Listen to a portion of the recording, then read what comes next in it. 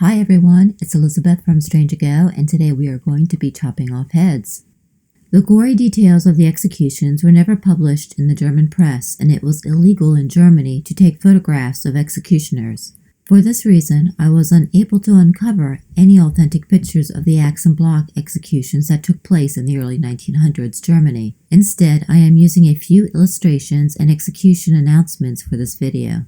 According to American newspapers, all that was usually printed about an execution in the German press amounted to about 2 to 4 lines that merely stated who was executed and where. The executions were not open to the public like they were in France, and usually only a select group of officials, newspapermen, and VIPs were allowed to witness the beheadings. The executions usually took place between sunset and sunrise in order to prevent a crowd from gathering around the prison.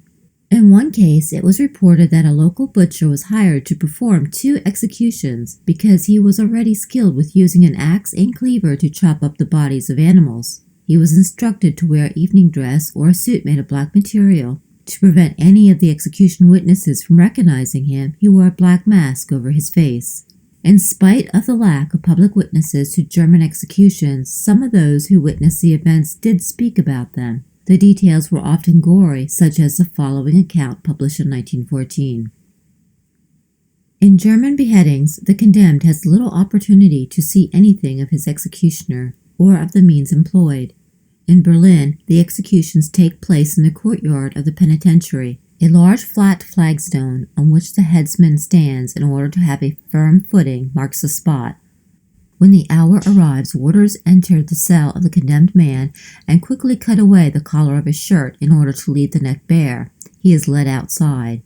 As he enters the courtyard through a small door, he is quickly wheeled about so that his back is toward the fatal spot and faces 2 officials who read to him that the sentence of the law is about to be executed.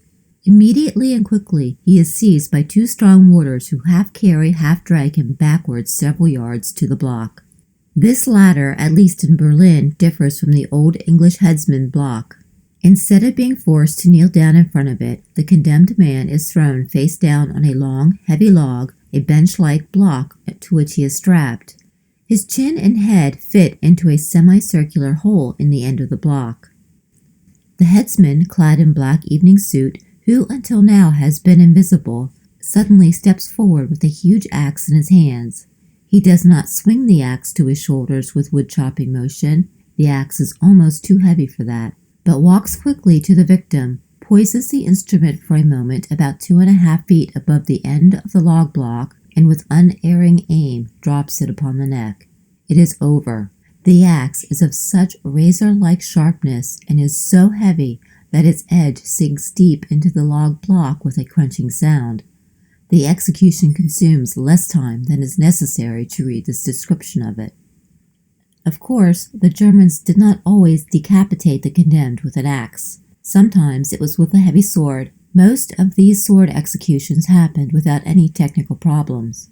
However, one account of a brutal sword execution that sounds like something from out of Game of Thrones was published in 1872. It reads, "The American hangman has been somewhat surpassed in the business of killing for pay. In Germany, 3 men were to be decapitated. They were so prostrated with fright that they were given stimulants in order that they might get strength enough to die. When brought to the scaffold, they were bound in chains. The executioner approached, bearing a great sword. Instead of severing the head and body with one quick stroke, he was obliged to push the blade through the neck with a horrible grating sound that was audible to a considerable distance.